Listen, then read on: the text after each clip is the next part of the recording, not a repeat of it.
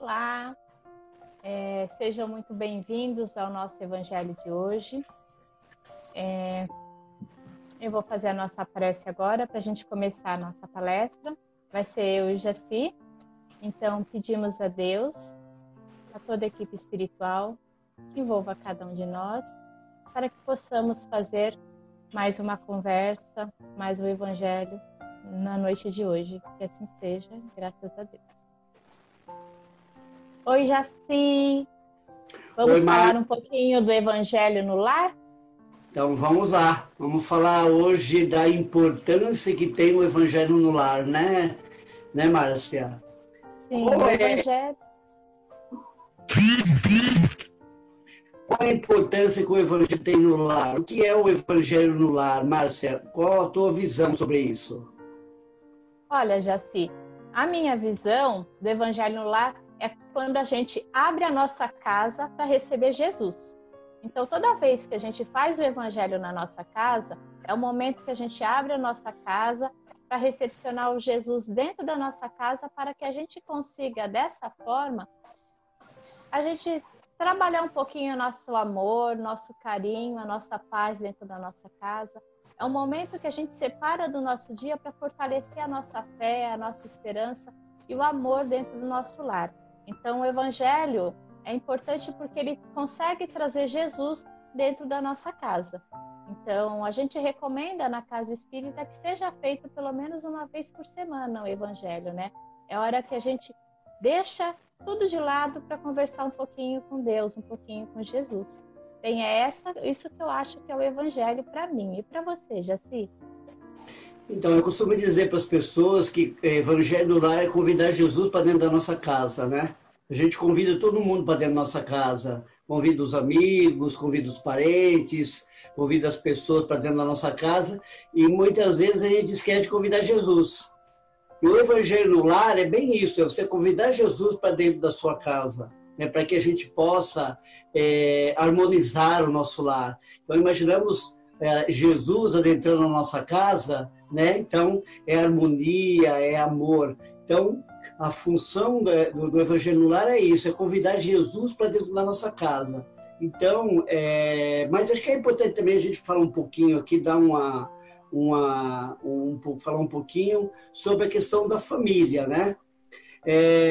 Tem um livro chamado Jesus no Lar, que ele é psicografado pelo Chico, e também ele é editado pelo Espírito Nélio Lúcio, que é quando Jesus fez o primeiro Evangelho no lar na casa de Simão Pedro. Jesus estava na casa de Simão Pedro, junto com os familiares de Simão Pedro.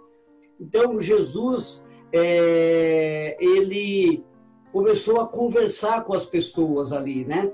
E, na verdade, eu vou ler aqui o que Jesus diz, o que é o nosso lar, né?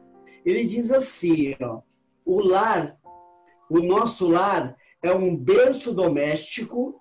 Ele diz assim, o lar diante do mundo é o berço doméstico, é a primeira escola e o primeiro templo da alma. A casa do homem é a legítima exportadora de caracteres para a vida comum. Então vejamos só que Jesus diz o que é o nosso lar. Ele classifica o nosso lar como sendo uma escola, como sendo um templo. O que a gente aprende numa escola? A gente compartilha com os outros, aqueles que estão na escola, né? Nós aprendemos na escola, nós também absorvemos ensinamentos. Então, o que Jesus nos fala, né? E nós nos autoeducamos também numa escola. E o que a gente faz num templo? A gente ora, a gente faz prece, a gente também compartilha com os outros, também dentro de um templo. Então veja só que Jesus, a responsabilidade também, desse ponto de vista, ele tem que olhar, que Jesus nos dá para nós, de nós cuidarmos dessa escola, de nós cuidarmos desse templo. E ele fala também, ali na segunda frase, que nós exportamos de dentro do nosso lar, né, aquilo que nós aprendemos aqui para fora. Ou seja, aquilo que eu aprendo dentro da minha casa, aquilo que eu aprendi dentro do meu lar, com a minha família, eu exporto aqui para fora. Portanto, se de repente a nossa sociedade não vai lá muito bem, é porque o nosso lar também não vai lá muito bem. Então, nós exportamos aquilo que nós aprendemos, trazemos aqui para fora, no nosso cotidiano, né? Onde nós estamos, no ambiente de trabalho, no trânsito, enfim, por onde nós formos. Ou seja, nós trazemos aquilo que nós aprendemos lá nessa escola e nesse templo. Então, é isso, Márcia. Então, Jesus nos traz uma responsabilidade, acho que com isso também, né? Porque nesse momento, principalmente que nós estamos vivendo, né, Jaci, é um momento para resgatar esses valores, valores de família, valores de religiosidade, espiritualidade, na verdade, não a religiosidade, a espiritualidade, né? Trazer os ensinamentos do Cristo para o nosso dia a dia, né? Então, como você falou sabiamente, nossa maior escola é o nosso lar, porque é difícil a gente conviver diariamente. A gente tinha o hábito de cada um saía para trabalhar, para estudar, cada um tinha a sua vida, e hoje a gente está se vendo mais dentro do nosso lar. E essa forma é da gente começar também a conhecer aquelas pessoas que moram dentro do nosso lar, porque muitas vezes a gente não conhece, né? É tão corrido o dia a dia. E Jesus chama para que a gente faça essa reflexão primeiro na nossa casa. Porque se a gente está com um lar equilibrado, automaticamente, aonde nós estivermos, nós também vamos ter equilíbrio, porque nós vamos sempre ter o nosso lar como nosso porto seguro.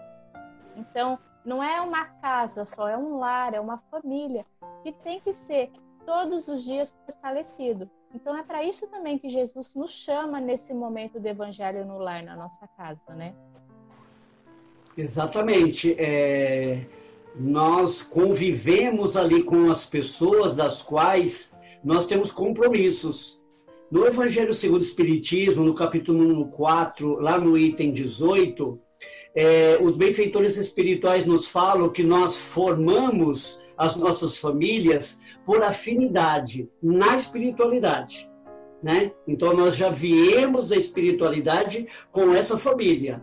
Então, aqueles que ali estão conosco, nós já convivemos com eles em existências anteriores, convivemos com eles na espiritualidade, fizemos com eles, né, o nosso planejamento reencarnatório para virmos juntos, para podermos aprendermos juntos, porque nós estamos aqui para aprender, porque somos aprendizes, nenhum de nós está aqui para sofrer, nós estamos aqui para aprender. Né? Então, nesse convívio dentro do lar, é o grande aprendizado que a gente tem. Né? Como Jesus classificou muito bem, né? Que Jesus é extraordinário. Né? Ele nos chama a atenção para essa escola, e é essa escola que nós temos, e aqueles que lá estão já, né, vem de existências anteriores conosco, já tivemos relacionamentos anteriores, continuamos aqui ter esse relacionamento e vamos continuar também tendo. Então, né, então é uma convivência que não é só de agora, ela já vem anteriormente, e é isso por afinidade, ou seja, somos seres afins, né? É isso. Não é isso, Márcia? Isso, alguns relacionamentos são mais fáceis, né, Jaci? Outros são bem mais difíceis. E esses relacionamentos, eles têm que ser melhorados. A família é o momento da gente conseguir refazer esses laços que muitas vezes no passado eles foram perdidos, né? Então agora nós estamos tendo essa oportunidade de fortalecer esses laços de amor. Então é na família que a gente começa esse exercício. Não adianta eu ser espírita, eu praticar a doutrina espírita fora de casa, com o vizinho, com um amigo, fazer uma caridade, sendo que às vezes no meu próprio lar eu não pratico aquilo que a doutrina nos pede, aquilo que Jesus nos pede, que é o amor, que é a paciência, que é o perdão. Muitas vezes a gente carrega mágoas, né? Que muitas vezes a gente poderia diminuir através da conversa, através da paciência, do diálogo, seria muito mais fácil, né? Então, é importante a gente utilizar os ensinamentos do Evangelho, principalmente no nosso lar, porque se a gente consegue fazer dentro da nossa casa, a gente consegue fazer do lado de fora, né? Com as pessoas, com todos aqueles que cruzam o nosso caminho, né? Exatamente, a gente muitas vezes a gente pratica aqui fora e lá dentro a gente não pratica, né? Você falou num ponto que também lá no que eu citei no capítulo 4, ali no item 18, mais um pouco à frente, ele fala desses parentes difíceis que vêm, né? Que tem dupla finalidade, uma para eles aprender e outra para que uma aprovação para os pais. Então, imaginamos nós que um espírito talvez um pouco desequilibrado, se ele reencarna em um lar desequilibrado. A possibilidade de não dar muito certo a reencarnação dele é grande. Agora, se ele reencarna em um lar mais equilibrado, a chance dele, né, ter mais sucesso na sua encarnação também é maior. Então, quando chegam esses espíritos no nosso lar, é de extrema importância que ele seja acolhido, né? Porque, com certeza, é alguém que tem alguma coisa a ver conosco, é alguém que vem aprender conosco, né? E que nós também aprendemos com ele, porque o lar é isso, né? Precisa a ferramenta que a gente tem dentro do lar, ou seja, em qualquer lugar, na verdade, mas aqui a gente está falando do lar, é o diálogo, né?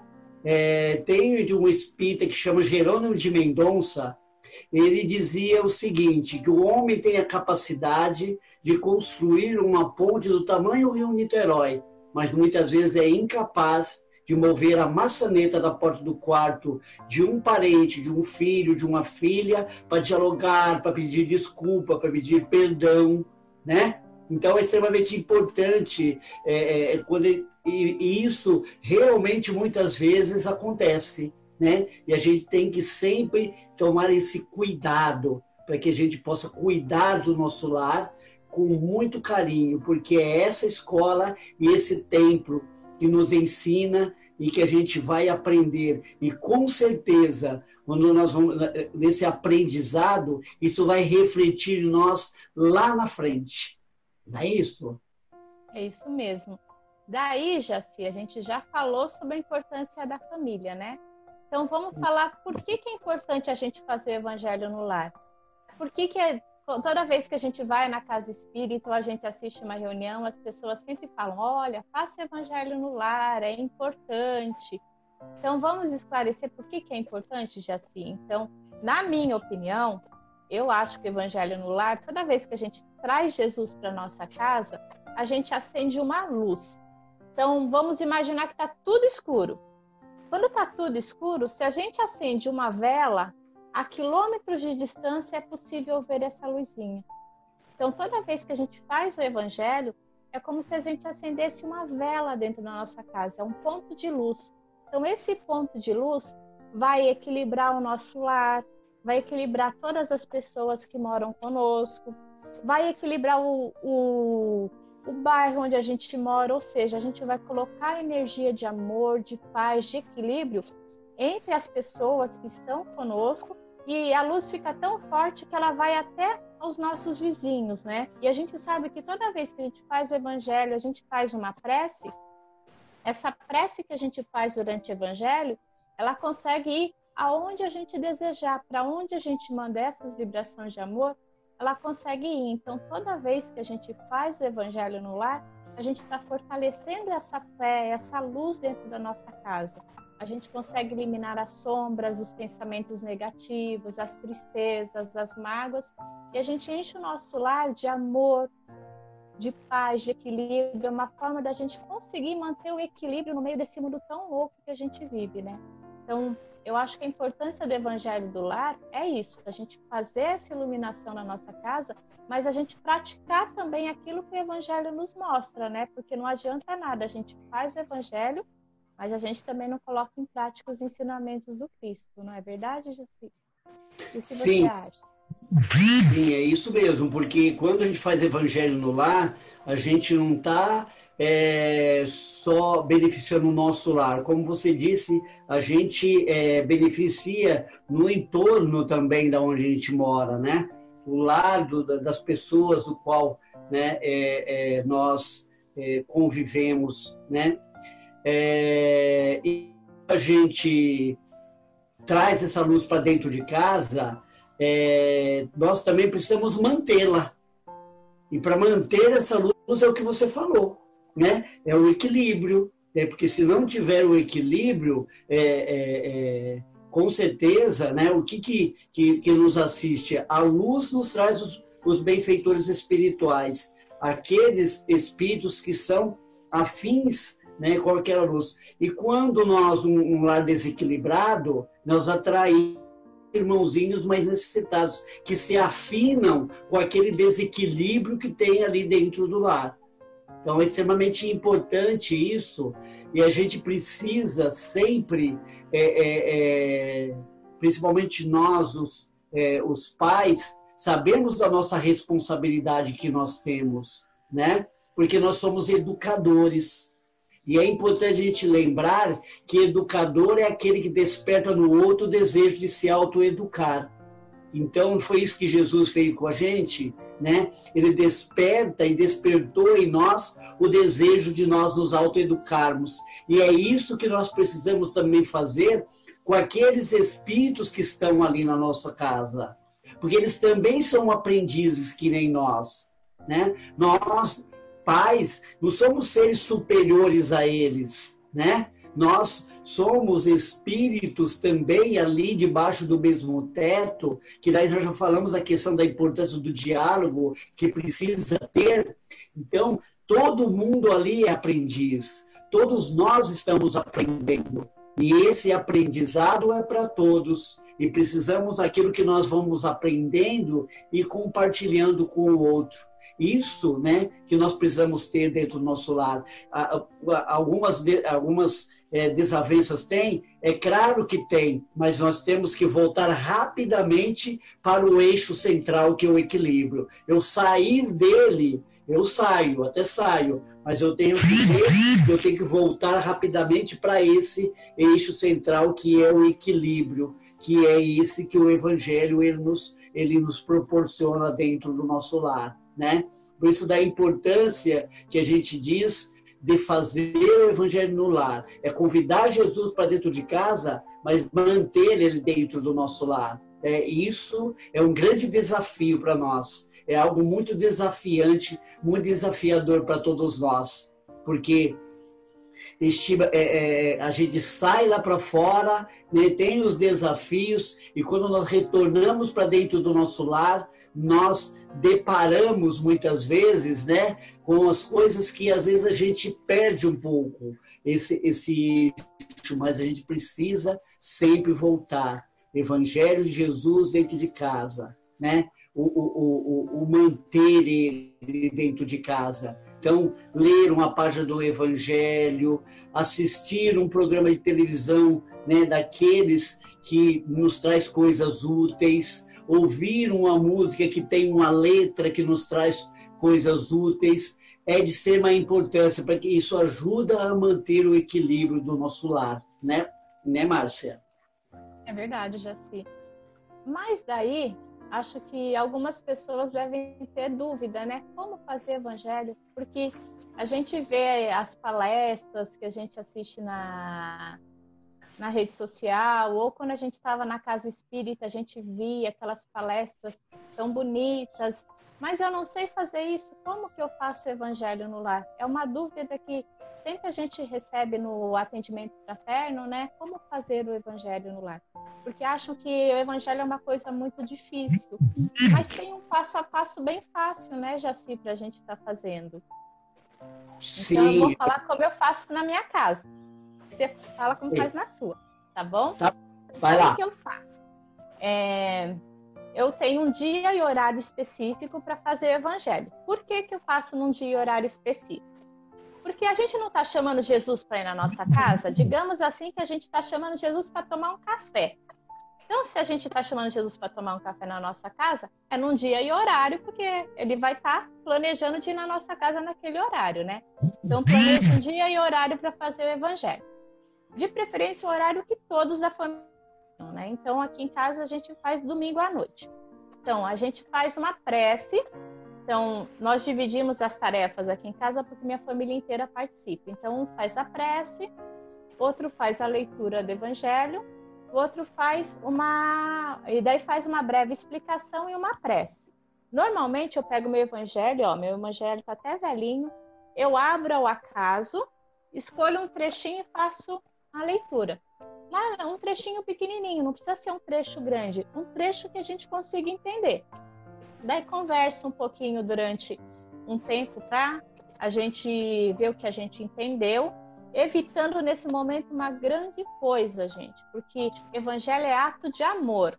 Então vamos supor que saia alguma coisa aqui falando de uma desavença que a gente brigou com o filho à tarde, por exemplo. Daí evangelho é à noite, daí saiu lá ingratidão dos filhos e laço de família.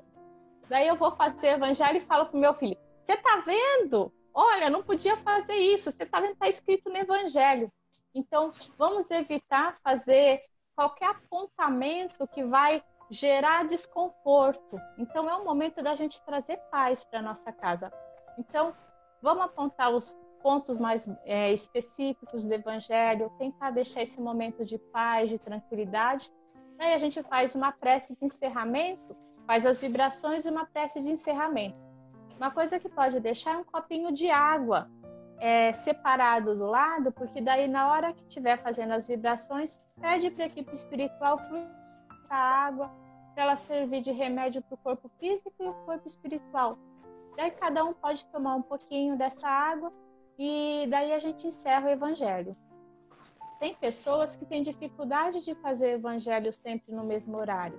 Então o que eu falo? Lê um pouquinho antes de dormir toda noite, que daí você vai pegando esse hábito, daí uma vez por semana você põe o celular para despertar, para não perder a hora. Então, pelo menos é assim que eu faço na minha casa. E você, Jaci, como você faz? Então, na minha casa, às vezes a pessoa também tem dúvida, né? Nossa, em casa só eu faço. Então, na minha casa é esse caso. Só eu aqui sou espírita, as pessoas não participam do evangelho. Então, eu faço todos esses passos que você faz, prece inicial, leitura, comentário, vibrações e prece de encerramento, eu faço. Tudo isso é eu que faço, né? E às vezes também as pessoas têm uma dúvida, falam, mas eu não tenho evangelho segundo o Espiritismo. Pode fazer com a Bíblia, pode fazer com um livro de mensagem, Emmanuel, André Luiz, enfim, né? A Bíblia é interessante você pegar um Novo Testamento, porque lá que estão os ensinamentos de Jesus, né? Então, por falta de recursos, não é que você não faz evangelho no lar. Ok? É verdade. Jaci, tem outra coisa. Eu tenho um filho pequeno, como que eu faço? Eu ponho ele para fora e daí eu faço o evangelho e depois eu chamo ele para cá. É isso? Ou não? Porque a criança vai ficar falando, vai ficar atrapalhando. O que eu faço com meu filho nessa hora? Criança, ela precisa participar. Tem algumas famílias que elas usam livros infantis, né? Tem alguns livros infantis, ela usa historinhas para criança também, faz o evangelho, né? E paralelo a isso, pega livros infantis de histórias relacionadas à doutrina espírita, tem alguns livros, né, infantis. A criança precisa participar, inclusive da prece, se ela quiser, se ela puder fazer prece, também coloca a criança para fazer. Ela faz parte da família, é um ser que está ali também aprendendo. E ele criar o hábito para que ele possa continuar isso.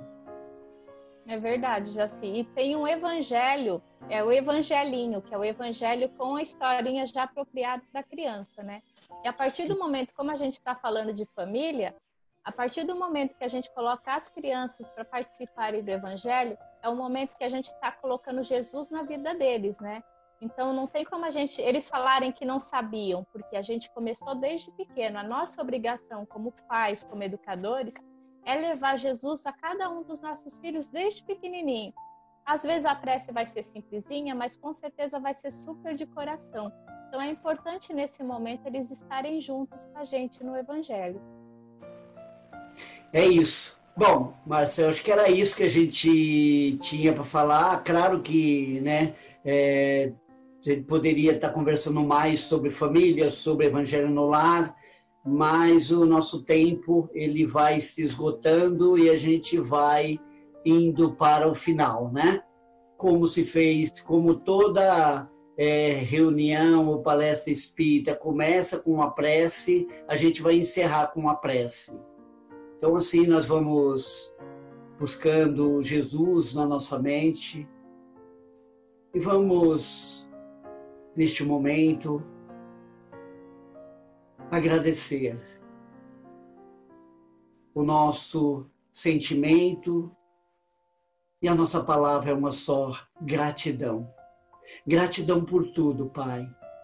Ampara-nos cada um de nós, Pai. E muito obrigado por tudo, Pai. Por todas as oportunidades de trabalho e aprendizado que você nos dá. Abençoe a cada um de nós, a cada lar. E assim, Pai, nós te agradecemos. Agradecemos a Jesus, o nosso Mestre, aos benfeitores espirituais que são responsáveis por este trabalho, por esses trabalhos que são feitos. Muito obrigado, Pai. Que assim seja, graças a Deus.